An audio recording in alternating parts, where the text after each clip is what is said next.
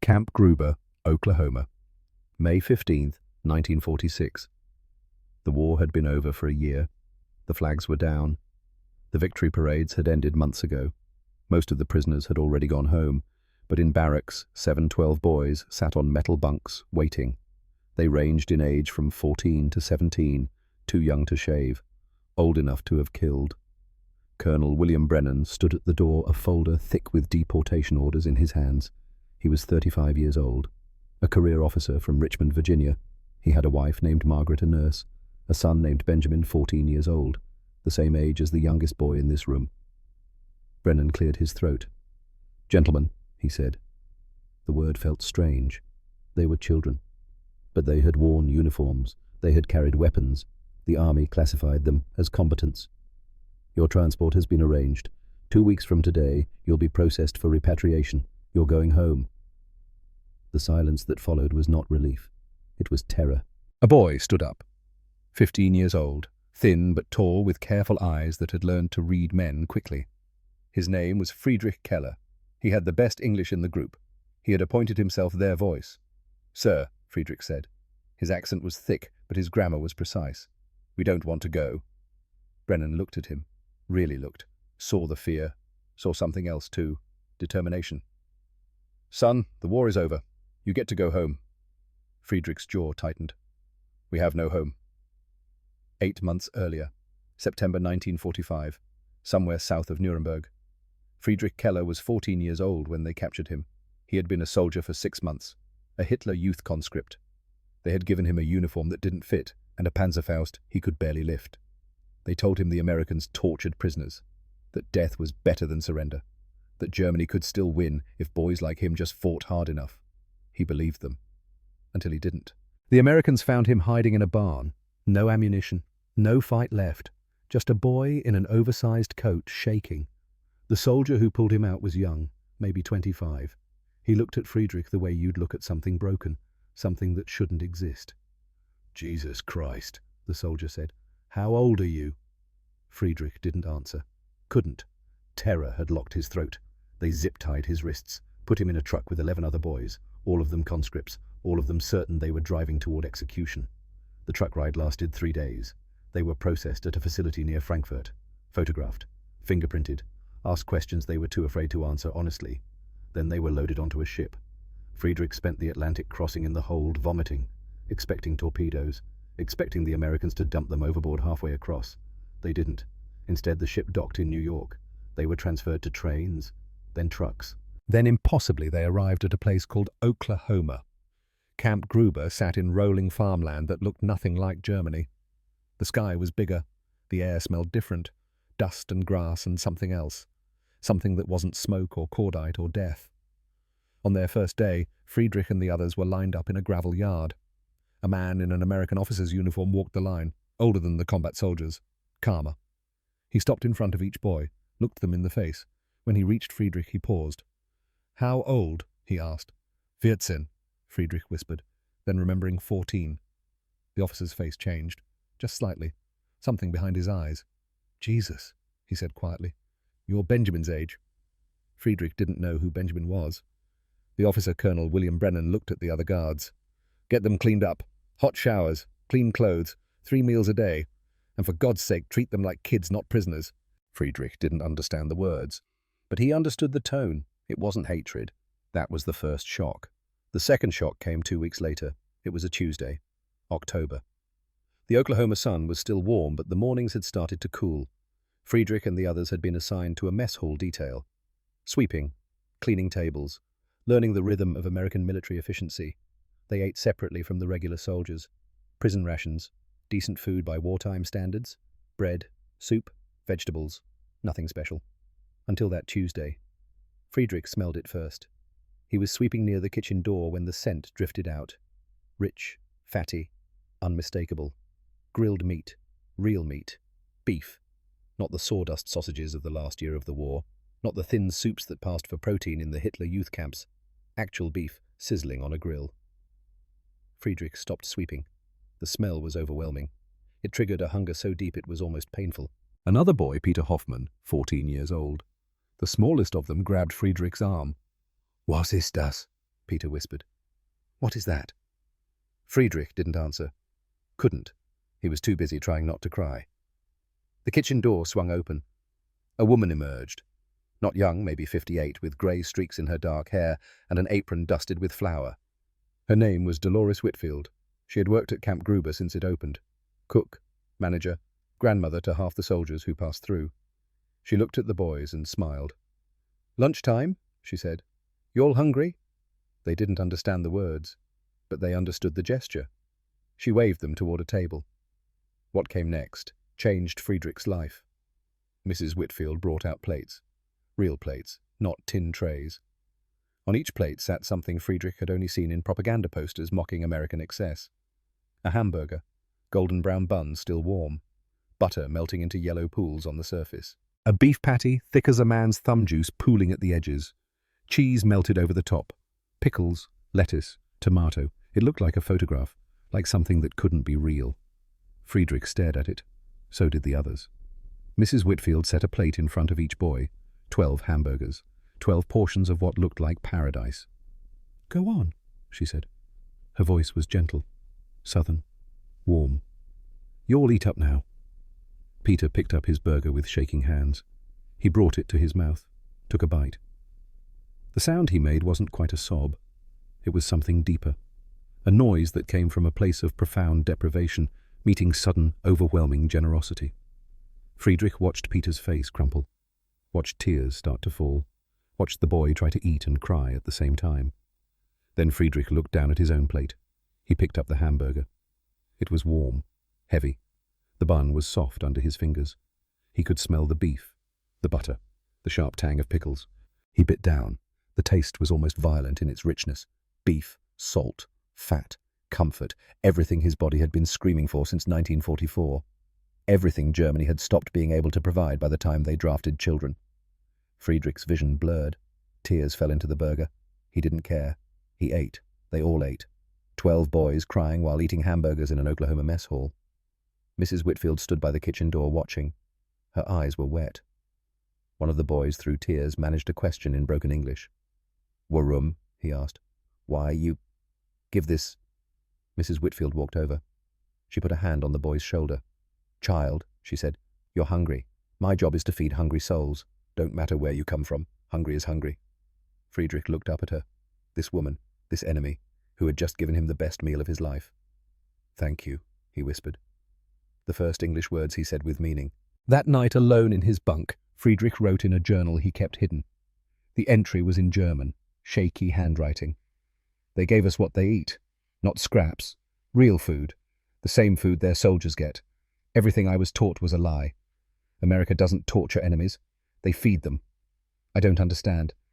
But I know this. I never want to leave." He thought of his younger brother, Klaus, dead at 12 in the bombing of Berlin. Klaus, who would have cried over a hamburger.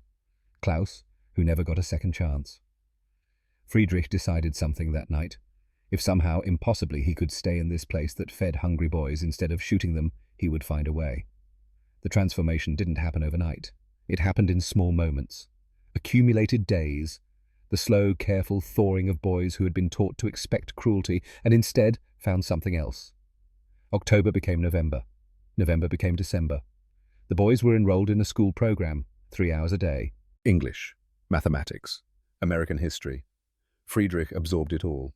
He had always been smart. Top of his class before the war, turned education into propaganda.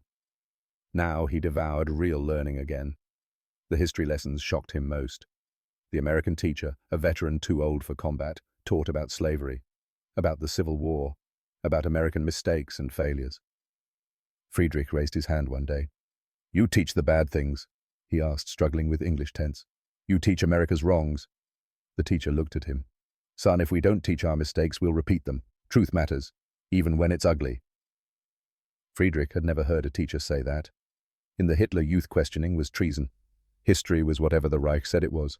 Here, truth was complicated, messy, real. It made him trust them more, not less. By December, Friedrich could hold conversations. He read American newspapers. He learned about baseball, though he'd never played.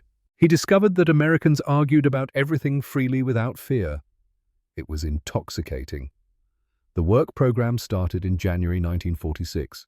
On weekends, boys were sent to local farms, supervised labor, learning agriculture, earning small wages. Friedrich was assigned to the Garrison farm.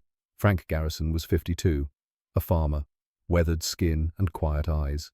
He had lost a son at Normandy. Thomas, 19 years old, dead on a beach in France fighting Germans. Friedrich didn't know this when he arrived. He just knew Mr. Garrison looked at him with an expression he couldn't read. The Garrison farm was 200 acres of wheat and cattle. Frank's daughter Evelyn, 17, helped run it. She was tall, practical with her father's quiet competence. She taught Friedrich to drive the tractor. "Clutch first," she said, guiding his hands. "Then gear, feel it." Friedrich felt it, the rumble of the engine, the power, the simple mechanics of a machine doing what it was built to do. He was good with machinery. It made sense in a way people didn't. By February, he was repairing equipment, fixing a seized carburetor, rewiring a starter. Frank Garrison watched him work one afternoon. "You're good with your hands," Frank said. Friedrich looked up grease on his fingers. "I like to fix things," he said. His English had improved. "In Germany, I wanted to be engineer. Before." Frank nodded slowly. "My son Thomas wanted that too. Engineering. He was good at math. Smart kid." A pause. "You remind me of him." Friedrich froze. He had learned by now what Gold Star families were, what it meant when there was a folded flag in the front room. "I'm sorry," Friedrich said quietly. "About your son." Frank looked at him for a long moment. "You didn't kill him," he said finally. "Old men killed him. Old men in Berlin and Washington who decided boys should die for their decisions." He paused. "You were a kid. Thomas was a kid. Both of you got handed rifles and told where to point them." Something in Friedrich's chest loosened. "Thank you," he said. Frank nodded. "Come on, let's get this tractor running before dinner. Evelyn's making pot roast." That became the pattern. Work, meals, learning. Slowly, carefully, Friedrich began to imagine a future that wasn't marching or dying. He began to imagine staying. Friday nights became sacred. Mrs. Whitfield started a tradition. Every Friday she cooked fried chicken for the boys, her grandmother's recipe. Buttermilk brine, seasoned flour, deep fried until the skin crackled like paper. The boys gathered in the mess hall, 12 of them, week after week. They ate together, talked, practiced English, slowly became something like friends instead of fellow prisoners. Friedrich often helped Mrs. Whitfield in the kitchen, peeling potatoes, washing dishes, learning. She told him stories while they worked, about her husband, Charles, a soldier in the Great War. Killed at Belleau Wood in 1918. "War makes orphans," she said one evening, hands deep in dishwater. "Makes widows, makes ghosts out of boys who should have grown old. But it also shows us what matters. Kindness, feeding people, taking care of each other when everything else is broken." Friedrich listened. "You miss him?" he asked. "Every day," she said. "But missing doesn't mean stopping. He would have wanted me to feed hungry boys, so that's what I do." She looked at Friedrich. "You're a good kid," she said. "Don't let the war tell you different. You're going to be just fine." Friedrich nodded, but he didn't tell her what he was thinking. That in 2 months he'd be deported, sent back to a Germany that didn't exist anymore, to a family that was dead, to a future that was rubble. He didn't want to go. None of them did. The letter arrived in April. It was addressed to Peter Hoffman, the youngest boy, 14 years old, sweet-faced. Trusting in a way, war hadn't completely destroyed yet. The Red Cross had been working to locate families, to reconnect prisoners with whoever was left. Most letters came back empty, families dead, addresses bombed into craters, whole bloodlines erased. Peter's letter came from a neighbor, not family. Friedrich was there when Peter opened it. They were in the barracks. Evening. The Oklahoma sun turning the windows gold. Peter's hands shook as he unfolded the paper. He read silently. His face went white. Friedrich waited. Peter looked up. "Mutter ist tot," he whispered. "Mother is dead." Friedrich moved closer, gently took the letter. It was in German. Careful handwriting from someone who knew how to deliver bad news. "Your mother died in the bombing of February 1945. Your father is missing, presumed dead. The house was destroyed. I am sorry to tell you this, Peter. There is nothing left here for you. If you can stay in America, stay. There is no future here." Friedrich read it twice, then handed it back. Peter didn't cry. He just sat. staring at nothing. That night, Friedrich found him outside, sitting on the steps of the barracks, staring at the Oklahoma sky. Friedrich sat beside him. "I have nothing," Peter said quietly. "No house, no parents, no brothers or sisters, nothing." Friedrich nodded. He knew that feeling. His own family was gone. Mother dead in the bombing, father and brothers missing. Probably dead. "You have Oklahoma," Friedrich said. Peter looked at him. "What?" "You have Oklahoma, Mrs. Whitfield, the Garrisons, Colonel Brennan, Mr. Calloway who teaches math. You have people who care if you live or die. That's not nothing." Peter was quiet. "I want to stay," he whispered. "Is that wrong? To want to stay in the country that defeated us?" Friedrich thought about it. "No," he said. "It's not wrong. Germany gave us guns. America gave us hamburgers. Germany gave us death. America gave us school. I want to stay too." Peter turned to him. "Can we—" "I don't know," Friedrich admitted, "but we can ask." They held the meeting in secret. All 12 boys. Barracks 7. Late at night, when the guards had rotated. Friedrich stood at the center. "We counted," he said, speaking German so everyone understood perfectly. "9 of us are confirmed orphans. 2 don't know if family is alive. 1 has a distant aunt." He looked around the room. "In 2 weeks they're sending us back. Back to nothing. Back to cities that don't exist. To families that are dead." Silence. "I think we should ask to stay." A murmur. Uncertain. Hopeful. Scared. "They'll say no," one boy said. "The Americans have rules." "Maybe," Friedrich agreed. "But maybe they'll say yes. Colonel Brennan has a son our age. Mrs. Whitfield lost her husband in the last war. Mr. Garrison lost his son in this one. They understand loss. They might understand us." Peter spoke up. "I want to stay. I'll sign anything. Do anything. I don't want to go back to graves and rubble." One by one the others nodded, except one. Hans Meyer, 16. He had received a letter too. His mother was alive, remarried, living in a town that had been spared the worst of the bombing. "I have to go back," Hans said quietly. "My mother is waiting." Friedrich nodded. "We understand. This is for the ones who have nothing left." 11 boys agreed. Friedrich spent 3 days writing the petition. He labored over every word. His English was good, but not perfect. He wanted this to be flawless. The final version was simple. "We are orphans of war. We have no families. We have no homes. Germany gave us weapons and told us to die. America gave us education and told us to live. We request permission to remain in the United States and in time to become citizens. We will work. We will study. We will serve. Please do not send us back to graves." All 11 boys signed. Friedrich took the petition to Colonel Brennan's office on a Thursday morning. Brennan was at his desk. Paperwork. The endless bureaucracy of running a detention facility winding down after war. "Sir," Friedrich said. "May I speak with you?" Brennan looked up, gestured to a chair.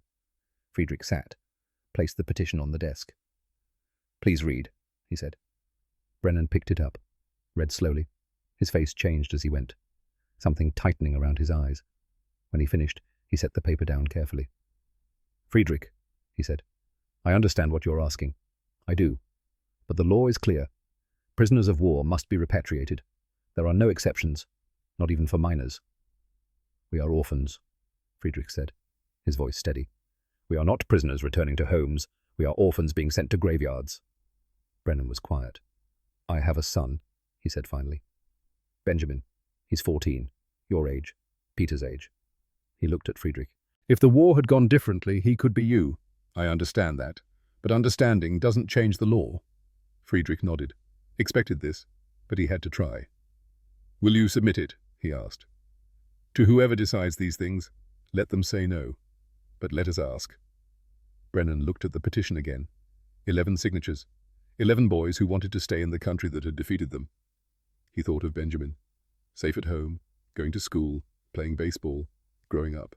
These boys wanted the same thing. "I'll submit it," Brennan said. "I can't promise anything, but I'll send it to the War Department. Let them make the decision." "Thank you, sir," Friedrich said. That night, Brennan called his wife, Margaret. "They want to stay," he told her. 11 orphan boys. They don't want to go back to Germany. Margaret was quiet on the line. What did you tell them?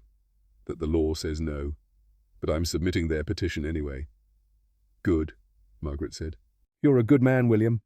I don't know if good men follow orders that send children back to nothing. Then maybe good men bend the rules when the rules are wrong. Brennan didn't answer, but he thought about it. The War Department's response came 6 days later. Denied, repatriation mandatory, no exceptions, regardless of age or circumstance. Brennan read it twice. Then he walked to the barracks. He found Friedrich, told him. Friedrich's face didn't change. He had expected this too. "Thank you for trying, sir," he said. Brennan left, but he didn't throw away the petition. He kept it in his desk drawer, just in case. Margaret Brennan wasn't the type to accept defeat quietly. She was a nurse. Practical, stubborn in the way nurses had to be to get things done in army bureaucracy. She had spent the war patching up soldiers, arguing with doctors, and navigating impossible situations with competence and quiet fury. When William told her about the denied petition, she made a decision. "I'm going into town," she said. "Margaret." "Don't," she said. "Those boys have no one. Someone needs to fight for them." She started on a Saturday morning. Muskogee, population 3,200, small enough that everyone knew everyone, big enough to have opinions. Margaret went door to door. Her pitch was simple. There are 11 orphan boys at Camp Gruber, German prisoners of war. Children, really. The youngest is 14. They want to stay in America because they have nothing to go back to. No families, no homes. The army says no, but I'm asking you, should we send children back to nothing, or should we give them a chance? The responses varied. Some people said yes immediately. Farmers who had employed the boys on weekends. Teachers who had taught them in the camp school program. Women with sons who saw the boys as children, first enemies second. Others said no. Veterans who had lost friends. Families who couldn't separate the boys from the regime that had killed their loved ones. But Margaret was relentless. She collected signatures. A petition of her own. Addressed to the War Department, the State Department, anyone who might listen. Within a week she had 200 names. By the end of the second week, 400. But there was resistance. The loudest opposition came from Virgil Radcliffe. Virgil was 77 years old, a Gold Star father. His son Daniel had died at Anzio in 1944, age 20, infantry, killed by German artillery.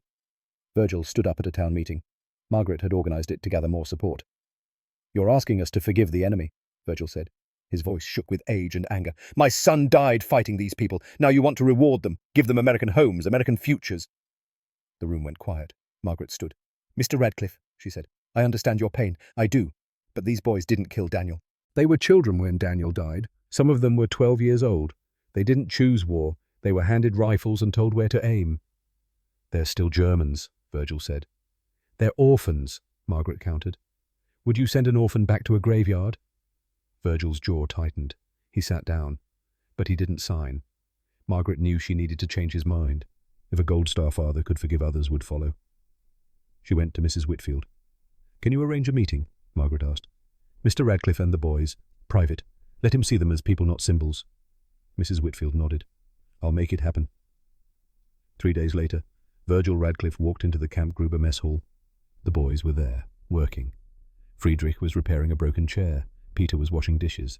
The others were scattered around the room doing chores. Mrs. Whitfield had set it up perfectly. No formal meeting, just work. Just normal boys doing normal things. Virgil stood in the doorway, watching. Peter noticed him first, looked up, saw the Gold Star pin on Virgil's lapel. Peter knew what that meant. He set down the dish, walked over. "Sir," Peter said in careful English, "you lost son in war." Virgil nodded, stiff, guarded. "I am sorry," Peter said. His voice was small, sincere. "My brother died too. He was 12. I did not want war. Your son did not want war. But old men made us fight." Virgil looked at this boy, 14 years old. Daniel's age when he had left for the war. He saw Daniel's face in Peter's.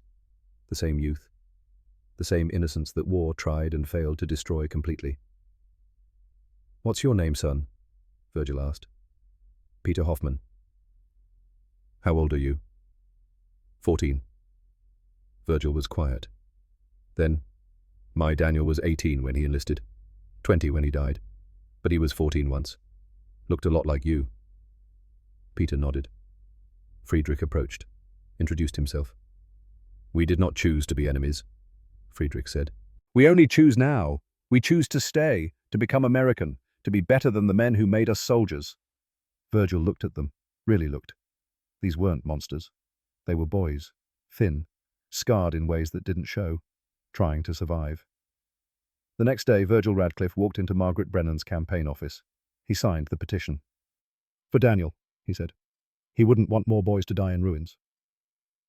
Within 3 days, 200 more signatures appeared. The final count, 847. Margaret Brennan presented it to her husband. Give this to whoever needs to see it, she said. William Brennan looked at the stack of pages. Names, addresses, a town saying these boys deserve a chance. He submitted it with the formal repatriation appeal.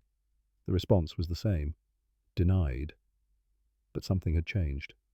The boys had a town behind them now, and that mattered more than they knew. The denial from Washington arrived on thick government letterhead. Official stamps. Bureaucratic finality. Margaret Brennan read it 3 times. Then she folded it carefully and placed it in a drawer with the petition that 847 people had signed. She wasn't finished. We need a lawyer, she told her husband that evening. William looked up from his desk. He had aged in the past month. The weight of watching children face deportation to nothing had carved new lines in his face. Margaret, we tried. The law can be argued, she interrupted. We need someone who knows how to argue it. His name was Thaddeus Calloway, 38 years old, Boston-born, Harvard Law, a man who had spent the first part of the war in the Pacific and the second part trying to forget what he'd seen at Iwo Jima. He had returned to Oklahoma to practice quiet law in a quiet town. Wills, property disputes, the occasional divorce, nothing that required him to think too hard about young men dying. Margaret found him in his office on a Wednesday afternoon. Mr. Calloway, she said, I need you to take a case. He looked up from paperwork, saw a determined woman in her 30s with the posture of someone who had spent years giving orders in hospital wards. What kind of case? 11 boys, German prisoners of war, orphans.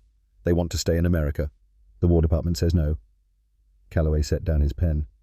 Mrs. Brennan immigration law is federal. It's ironclad. POWs get repatriated. There's no wiggle room.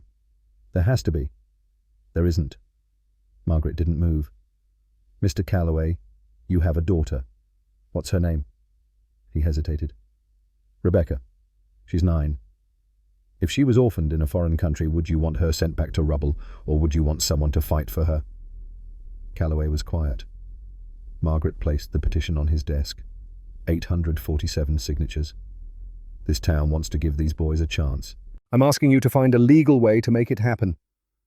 Calloway picked up the petition, read the names, saw veterans, teachers, even a Gold Star father. He thought of Rebecca, safe at home, learning multiplication tables, playing with dolls. I'll look at it, he said. No promises. That's all I'm asking. Thaddeus Calloway spent 3 days in the law library. He read immigration statutes, repatriation protocols, precedents going back to the Civil War. He found nothing helpful. The law was clear. Prisoners of war, regardless of age, must be returned to their country of origin when hostilities ceased. But on the 4th day, buried in an obscure legal commentary, he found something. A footnote. The repatriation statute assumed prisoners had homes to return to. It assumed functional governments, families, infrastructure. What if they didn't? What if orphaned minors with no living guardians constituted a separate legal category? It was a stretch, a massive stretch. But it was something. He drafted a motion. Humanitarian exception for orphaned enemy minors. Argued that sending children to confirmed destruction violated the spirit of international law, if not the letter. On June 15, 1946, he filed it with the Immigration Board. The next day, the Muskogee Phoenix ran the story. By week's end, it had been picked up by the Associated Press. The response was immediate and divided. Letters poured into newspapers across the country. Some said, "These are children. Mercy is American." Others said they're still Germans. Rules exist for a reason. But the story had caught fire. 11 orphan boys fighting to stay in the country that defeated them. It was human. It was complicated. It was impossible to ignore. Early July. The Oklahoma heat had settled in, thick and oppressive. Friedrich was working at the Garrison farm, repairing fence posts with Evelyn. The work was mindless. Good for thinking. He had stopped hoping. The petition was filed. The hearing was scheduled for late July, but Friedrich had learned not to expect miracles. Then Peter collapsed. One moment Peter was carrying a bucket of water across the yard. The next, he was on the ground, convulsing. Friedrich dropped his tools and ran. Peter, the younger boy, was burning up. Fever. His breathing was shallow, laboured. When he coughed, there was blood. Friedrich screamed for help. They brought Dr. Marcus Reynolds from town. He examined Peter in the camp infirmary, listened to his lungs, saw the blood, knew immediately. "Tuberculosis," he said. Margaret Brennan, who had been assisting, went pale. "How bad?" "Advanced. He's had it for months, probably. Malnutrition weakened him. It's in his lungs. Maybe spreading." "Can he travel?" Reynolds looked at her. "Absolutely not. He needs 6 months minimum of treatment. Rest, nutrition, medical supervision. If you put him on a ship now, he'll die before he reaches Germany." Margaret looked at her husband. William understood immediately. "Then he can't be deported." "None of them can," Margaret said. "They've all been in close contact. Quarantine protocol." Reynolds caught on. "Medically, I'd have to recommend holding all 12 boys pending TB screening and treatment. Standard procedure." William nodded slowly. "How long?" 6 months, maybe more." It wasn't a solution, but it was time. William filed the medical hold that afternoon. The War Department protested, but couldn't override a doctor's orders. Public health trumped deportation schedules. The boys stayed, and Peter fought for his life. The treatment was brutal. Peter spent weeks in the infirmary. Bed rest, medication, meals brought to him on trays. Margaret Brennan took over his care. She was a nurse. She knew TB. She knew the risks. Every day she checked his temperature, changed his sheets, made sure he ate. Friedrich visited every evening after work. He sat beside Peter's bed and read aloud. First in German, then in English as Peter grew stronger. Books from the camp library. Mark Twain, Jack London. Stories of American frontiers and adventure. Peter listened. Sometimes he slept. Sometimes he cried quietly, thinking of his mother who had died of similar disease. "You're not going to die," Friedrich told him one night. "Mrs. Brennan won't let you." Peter's laugh was weak but real. "She's scary when she's determined." "That's why we'll win," Friedrich said. "She's on our side." Mrs. Whitfield brought special food, broths made from her grandmother's recipes, rich with fat and protein. "My mama always said," Mrs. Whitfield told Peter, "chicken soup cures what medicine can't." Peter sipped it slowly. It tasted like care. The other boys made him cards, drew pictures, wrote messages in broken English. "Get well soon. We need you. Don't leave us." Friedrich watched it all and understood something fundamental. These Americans were risking TB exposure to save an enemy child, not because they had to, because they chose to. That was the difference. That was what Germany had never taught him. Kindness was a choice, and these people kept choosing it. July 28, 1946, Oklahoma City, Federal Courthouse, 3rd floor, Immigration Board hearing room. The space was smaller than Friedrich had imagined. No grand courtroom, just a conference room with a long table and American flags in the corner. On one side, Thaddeus Calloway and his assistants, 11 boys in their best clothes donated by Muskogee families, William and Margaret Brennan, Benjamin their son, Mrs. Whitfield in a Sunday dress, Frank Garrison and his daughter Evelyn, Virgil Radcliffe leaning on a cane. On the other side, 2 attorneys from the War Department, stern men in dark suits, an FBI observer, a stenographer. At the head of the table, 3 immigration judges. The hearing began at 9 in the morning. Calloway presented his argument. Humanitarian exception. Orphaned minors, no homes to return to. International precedent for protecting displaced children. The War Department attorneys countered. Law is law. Repatriation is mandatory. National security concerns. Former Hitler youth indoctrination. Opening floodgates to thousands of asylum claims. Then came testimony. Friedrich was called first. He stood, walked to the witness chair, placed his hand on a Bible and swore to tell the truth. His English had improved, but his accent was still thick. He spoke slowly, carefully. "My name is Friedrich Keller. I am 15 years old. I was born in Berlin. My mother died in bombing in 1945. My father is missing. My 2 brothers are dead. I have no home to return to." The lead judge, an older man with grey hair and tired eyes, leaned forward. "Mr. Keller, you were a member of the Hitler Youth. You fought for Germany. Why should America allow you to stay?" Friedrich had prepared for this, but preparing and answering were different things. "I was taught to hate," he said. In Germany, they taught us Americans were evil, that you would torture us, kill us. When I was captured, I believed this." He paused. "Then I met Colonel Brennan. He has a son my age. He looked at me and saw a child. Not an enemy, a child. Mrs. Whitfield gave me hamburger, same food Americans eat, not scraps, real food. She cried when we cried eating it." His voice cracked slightly. "In Germany, I learned hate. In Oklahoma, I learned hope. My brother Klaus died at 12. He never got second chance. You cannot bring Klaus back. But you can give me future. Please, let me stay." The room was silent. The judge made a note. "Thank you, Mr. Keller." Benjamin Brennan was next. 14 years old, nervous but determined. He had asked his father to let him testify. "My name is Benjamin Brennan. I'm 14. Friedrich is my age. If I was born in Berlin instead of Richmond, I would be him. He didn't choose where he was born. He didn't choose the war. He just wants what I have, a home, school, a future." He looked at the judges. "My dad always says America is about second chances. Friedrich deserves one. Simple, direct, from a child to adults making decisions about children." Mrs. Whitfield testified next. She told them about Friday chicken dinners, about boys who said grace in English now, about teaching them to cook, about the way they thanked her every single week for food that Americans took for granted. "These boys are learning to be American," she said. "Not because they have to, because they want to. Don't send them back to graves." Virgil Radcliffe was the last witness for the defense. He walked slowly to the chair, gold star pin on his lapel. "My name is Virgil Radcliffe. My son Daniel died at Anzio, age 20, killed by German artillery." He paused. "Let that sink in. That sink. I hated Germans for a long time. Still do some of them. But these boys..."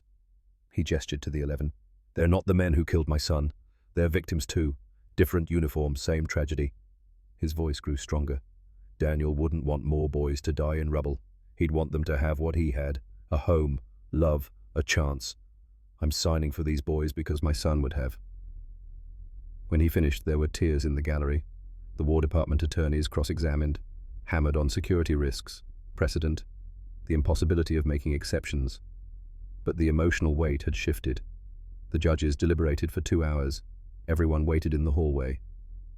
Friedrich sat with his back against the wall, Peter beside him, still weak from TB. "What do you think?" Peter whispered.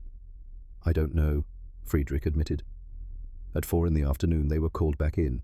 The lead judge spoke. "This board has carefully considered all testimony and legal arguments. We acknowledge the compelling humanitarian circumstances. However, the law governing repatriation of prisoners of war is unambiguous. Congress has not provided exception for orphaned minors. We cannot create law where none exists." Friedrich felt his stomach drop. "The petition is denied. Repatriation will proceed once medical clearance is granted.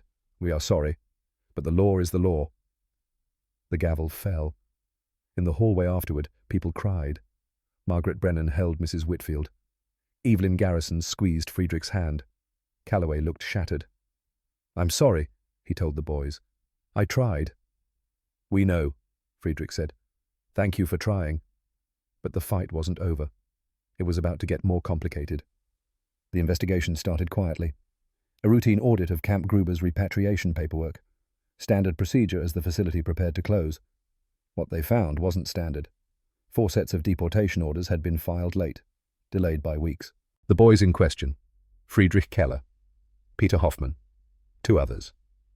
All 4 delays traced back to Colonel William Brennan's office. The investigator's report was damning. Deliberate obstruction, using medical holds as pretext, intentionally slowing bureaucratic process to buy time for legal challenges. On August 5, 1946, William Brennan was summoned to a court-martial hearing. The charges were serious: dereliction of duty, insubordination, obstruction of lawful military orders. Brennan sat at the defendant's table in his dress uniform, facing a panel of 3 officers, all higher rank, all career military. The prosecutor laid out the case, showed the delayed paperwork, the pattern, the clear intent. Colonel Brennan deliberately sabotaged repatriation protocols. He placed his personal feelings above military regulations. This is unacceptable conduct for an officer. The defense attorney asked Brennan to explain. Brennan stood. "I delayed paperwork for 4 boys, all orphans, all facing deportation to confirmed destruction. I did this to give them time. Time for legal appeals. Time for someone to find a solution. Did you believe you had authority to do this? No, sir. Did you know it was against regulations? Yes, sir. Why did you do it? Brennan looked at the panel. Because I have a son, 14 years old, same age as these boys, and I couldn't send children back to graves without trying everything possible to stop it. The prosecutor pounced. So you chose emotion over duty. I chose humanity over bureaucracy, Brennan said, and I'd do it again. The room went silent. Then the doors burst open. Virgil Radcliffe walked in. Behind him, 20 veterans, all wearing their service medals. The presiding officer stood. This is a closed hearing. We're testifying, Radcliffe said. Character witnesses. That's allowed, isn't it? The officer hesitated. Technically, yes. One by one, the veterans spoke. They talked about Brennan's service, his leadership, his integrity. They talked about what it meant to be a good officer, following orders, yes, but also knowing when orders conflicted with what was right. This man saw children who needed help, one veteran said. He helped them. That's not a crime. That's humanity. The prosecutor tried to argue, but the moral weight was overwhelming. The verdict came 3 hours later. Guilty of procedural violations, demotion, colonel to major, formal reprimand, permanent record, but no discharge, no loss of pension, minimal consequences. As Brennan left the hearing, Radcliffe clapped him on the shoulder. Worth it? The old man asked. Brennan thought of Friedrich, Peter, the others. Every bit. But the repatriation order still stood. August 20th, 1946. New transport date, August 25th. 5 days. The camp moved into preparation mode, processing, paperwork, final medical clearances. Peter had recovered enough to travel. The doctors cleared him. No more excuses. The boys packed their few possessions, clothes donated by Muskogee families, books, letters, a photograph. That photograph had been taken on the last Friday dinner in August. Mrs. Whitfield had cooked an enormous meal, fried chicken, biscuits, gravy, corn, everything the boys loved. All 12 of them gathered, plus the Brennans, Mrs. Whitfield, the Garrisons, Calloway, Radcliffe. They ate together, told stories, laughed more than seemed possible given what was coming. At the end, someone suggested a photograph. They arranged themselves, boys in front, adults standing behind, Mrs. Whitfield in the center with her arm around Peter. The photographer, a local newspaperman, set up his camera. Everyone ready, smile. The flash popped. That photograph captured something, not just faces, but a moment. A community that had tried to save children and failed, but had tried.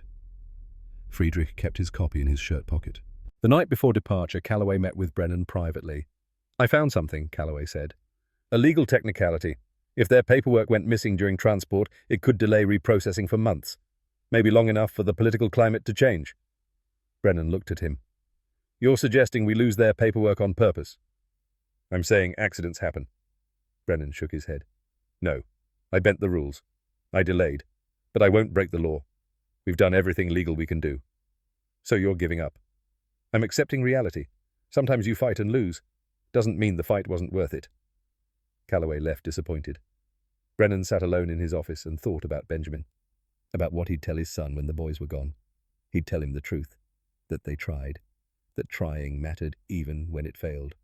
August 25th, 1946. Dawn came orange and gold across the Oklahoma plains. The trucks were already waiting at the loading dock. 11 boys. One had already left days earlier, Hans Meyer, to reunite with his mother. These 11 had no one. Families gathered outside the fence, not allowed closer. Military protocol. Margaret Brennan stood with Benjamin. Mrs. Whitfield leaned on Frank Garrison. Evelyn was crying openly. Calloway stood apart, looking defeated. The boys climbed onto the trucks one by one. Friedrich was last. He paused at the tailgate, looked back at Margaret. She pressed her hand against the chain-link fence. He pressed his hand against the other side, as close to touching as regulations allowed. Thank you, he said, for everything. I'm sorry we couldn't do more, she whispered.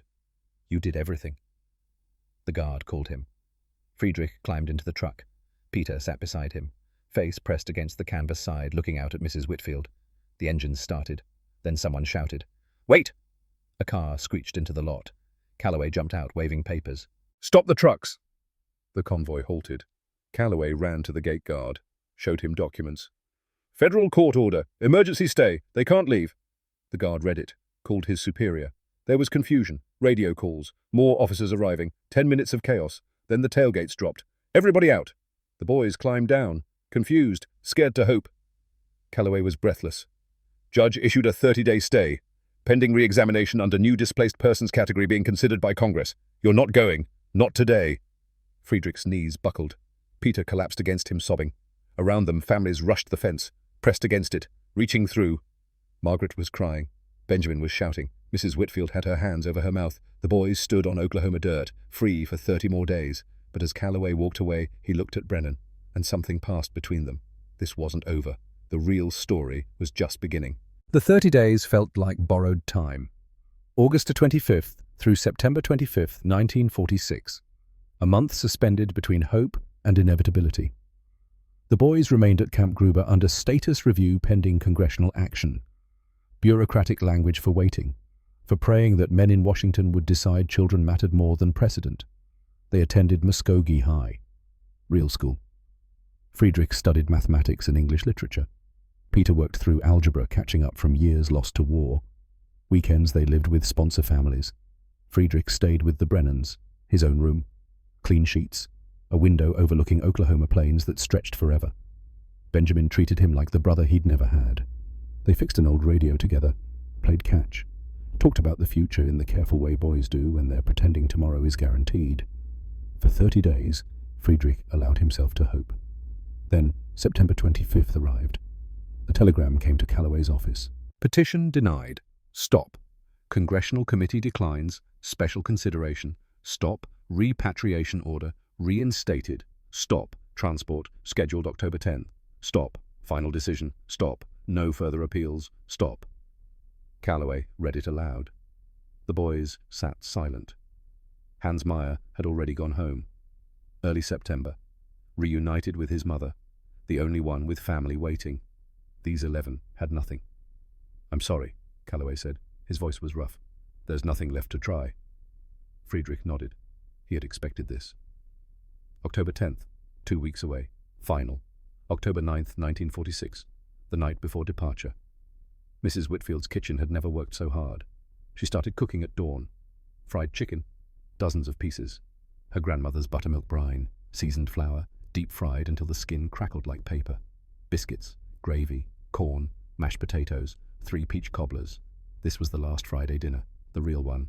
No more stays, no more miracles. By evening, the mess hall was packed. 11 boys. The families who had fought for them. Brennan and Margaret, Benjamin, Mrs. Whitfield, Frank Garrison and Evelyn, Virgil Radcliffe leaning on his cane, Calloway, townspeople who had signed the petition, people who had become family. They ate slowly, trying to make time stretch. Friedrich sat between Benjamin and Evelyn. He barely tasted the food, just watched the faces around him. American voices, American laughter, the sound of home. After dinner, people began their goodbyes. Virgil Radcliffe moved down the line of boys, shook each hand firmly. Be good men, he said. Wherever you end up, honorable, kind, that's what we fought for. We will try, sir, Friedrich promised. Mrs. Whitfield hugged each boy, hard, like she was trying to press courage into their bones.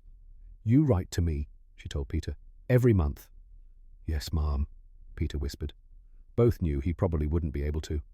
Frank Garrison pulled Friedrich aside. You would have made a fine engineer, he said quietly. Friedrich couldn't speak, just shook the man's hand. Evelyn didn't say anything, just hugged him tight. When she pulled back, her eyes were wet. Before people left, someone suggested a photograph. They arranged themselves quickly. Boys in front, adults behind, Mrs. Whitfield in the center with her arm around Peter. The flash popped. Friedrich tucked his copy into his shirt pocket, right over his heart. That night, Brennan found Friedrich sitting alone outside the barracks. The Oklahoma sky was full of stars. Brennan sat down beside him. I failed you, son. Friedrich shook his head. You gave me school, family. You gave me America. Even if it ends tomorrow, you gave it to me. No one can take that away. Brennan's voice was thick. I wish that was enough. They sat in silence until the stars wheeled overhead, and Friedrich finally went inside to pack. October 10th, 1946. Dawn. The trucks waited at the loading dock. Engines running, guards checking manifests. 11 boys climbed aboard. No hands. He was already in Germany, already home. These 11 had no home waiting. The families stood outside the fence. Military protocol kept them back. Margaret pressed her hand against the chain link. Benjamin stood beside her, crying openly. Mrs. Whitfield leaned on the garrisons. Evelyn's face was buried in her father's shoulder. The convoy pulled out at 0800 hours. Friedrich pressed his face against the canvas, watched Oklahoma disappear behind dust. No last-minute miracles this time. The route was predetermined. Camp Gruber to Tulsa, rail transfer to Kansas City, Chicago, New York, then ships to Europe. 5 days of transport. The train rolled through Kansas that night, stopped at a rail yard outside Kansas City for refueling. 2 a.m., October 11th. The guards were tired. End of a long war. Everyone just wanted to go home. A railroad supervisor approached with coffee and sandwiches. Courtesy of the company, he said. The guards took them gratefully. Within 20 minutes, exhaustion and warm food put them into light sleep. While they dozed, the rear cargo door opened from outside. Thaddeus Calloway stood in the darkness. Behind him, 5 cars, engines off, lights dark. He climbed into the rail car, found 5 boys who had been told to expect him. "Now," he whispered. "Quickly, no sound." Friedrich, Peter, Werner Schultz, Otto Fischer, Klaus Becker. They grabbed their small packs, followed Calloway into the night. 5 cars, 5 drivers. Frank Garrison took Friedrich, covered him with a tarp in the truck bed, piled hay on top. William Brennan took Peter. Same method. The others went to farmers from different counties. The cars dispersed on back roads. No headlights until they were miles away. By dawn, the boys were hidden across Oklahoma. The guards woke at 6, did morning count, 5 missing. The investigation was immediate. FBI. Interviews with every guard, every railroad worker. No one had seen anything. Official conclusion: escaped during night. Whereabouts unknown. Likely fled south to Mexico. Case remained open. But the trail was cold. 6 boys continued to New York. Eventually to Germany. 5 became ghosts. Friedrich's world became a barn loft. Frank Garrison had prepared it. Insulated walls, a wood stove, a cot, books, a small desk. During the day, Friedrich hid, read, studied correspondence courses in mathematics and engineering that Frank brought him. At night he worked. Fixed farm equipment, always after dark, always out of sight. His cover story was simple. Frank Jr., orphaned cousin from Tennessee. That's what neighbors were told about the extra help. Most didn't ask. Rural Oklahoma minded its own business. Evelyn was his teacher. She brought newspapers, books, helped him eliminate his accent. "You need to sound American," she said. "Generic American. No one can place you." Friedrich practiced obsessively, listened to radio announcers, mimicked their neutral tones. By 1948, his German accent was nearly gone. The FBI came 3 times. Each visit, Frank played the irritated farmer. Let them search. They found nothing. Friedrich hid in a crawl space beneath the barn floor, learned to stay motionless for hours. After 1950, they stopped coming. The others lived similarly. Peter in the Brennan basement, Werner, Otto, Klaus, scattered across 3 counties. Different families, different covers. They communicated through coded letters. Mrs. Whitfield served as their secret mailbox. She knew everything, said nothing. Once a month they gathered at the Garrison farm. Friday nights. Mrs. Whitfield cooked fried chicken by lamplight in the barn loft. 5 boys eating in secret, keeping each other sane. "What if they find us?" Peter asked once. "Then we tried," Friedrich said. "Better than dying in rubble." 6 years in shadow. Friedrich went from 15 to 21, boy to man, hidden. The risks were constant. Peter nearly discovered in 1948 when an FBI agent showed up unannounced. A sponsor's death in 1951 made them fear exposure. Korean War brought renewed scrutiny, but Oklahoma kept its secrets. Then the law changed. 1952. The Displaced Persons Act expanded.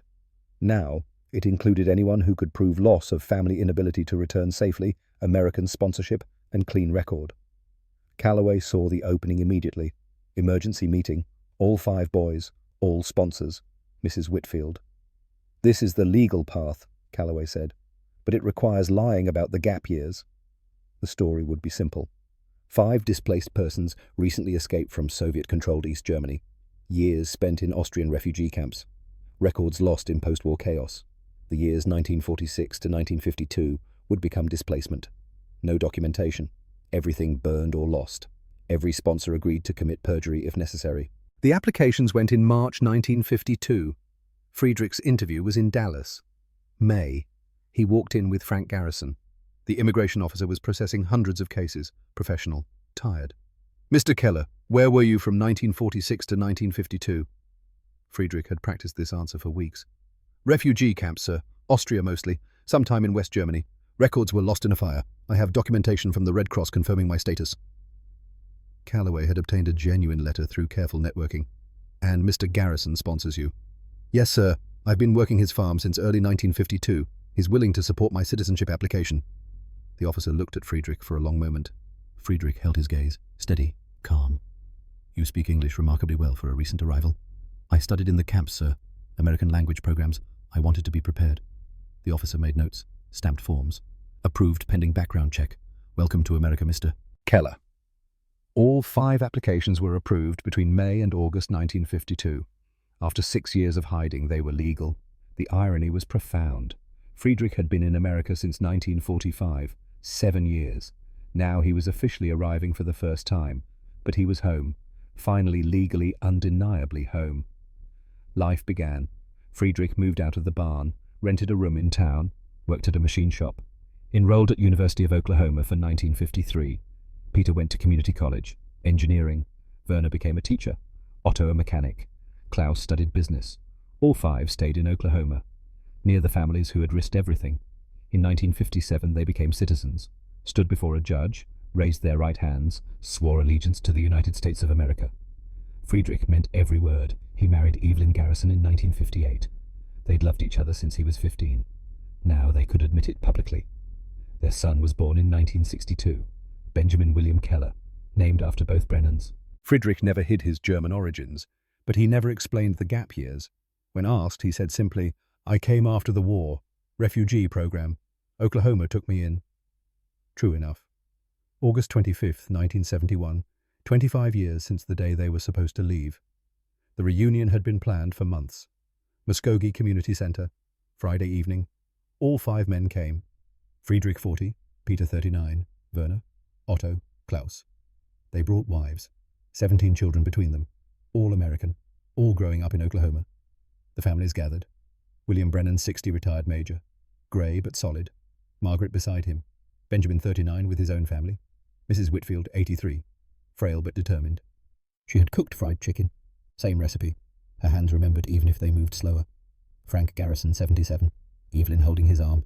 Virgil Radcliffe, wheelchair-bound at 102 but sharp-eyed and present. Thaddeus Calloway, 63. Quieter now, but smiling. The room filled with laughter, embraces, tears of joy. On the wall, 2 photographs side by side. The 1st August 1946. 12 boys gathered around Mrs. Whitfield's table, young, scared, uncertain. The 2nd taken that evening. 5 men, confident, American, surrounded by wives and children. The transformation was visible, undeniable. Friedrich stood to speak. The room quieted. 25 years ago, he began, his voice steady, we were supposed to leave America. 11 of us refused to accept that. He gestured to the people gathered. For 6 years, good people broke rules to keep us safe. Major Brennan sacrificed his rank. Mr. Garrison risked prison. Mrs. Whitfield lied to federal agents. Mr. Calloway could have been disbarred. His voice grew stronger. They did this because they saw children, not enemies. They saw us as somebody's sons. He pulled out the photograph from 1946, the one from that last dinner. Faded now, creased, but carefully preserved. My brother Klaus died at 12. He never got a second chance. He never tasted Mrs. Whitfield's fried chicken, never learned what freedom felt like. He looked at Mrs. Whitfield, tears in his eyes. You fed us when we were hungry. You gave us hope when we had none. To Brennan, you protected us when the law said abandon us. To the Garrisons, you hid us when discovery meant prison. To everyone, you made us Americans, not with paperwork, with love. The applause was thunderous. People were crying openly. Mrs. Whitfield's fried chicken was served. Same recipe. 25 years later. The taste of memory. The taste of home. Peter closed his eyes as he took the first bite. Still tastes like freedom, he said softly. The children played. American kids who existed because Oklahoma had chosen mercy over rules. Friedrich's son, Benjamin William, played with the Brennan grandchildren. They were the age Klaus would have been if he'd lived. Friedrich watched them and understood that this was the victory. Not just survival, legacy. As the evening wound down, the 5 men stood together one last time. "We made it," Peter said. "We're home," Werner added. Friedrich looked at his friends, his brothers, the boys who had refused to leave, and the men they'd become. "We kept our promise," he said. "We became Americans worthy of the sacrifice." They raised glasses. A toast. "To Oklahoma, to second chances, to the people who chose kindness over law." "To home," they said together, 30 years later. August 2001. Major William Brennan died peacefully, age 90. The funeral drew hundreds, full military honors, flag-draped coffin. 5 old men sat in the front row. Friedrich 70, Peter 69, Werner, Otto, Klaus, all still in Oklahoma.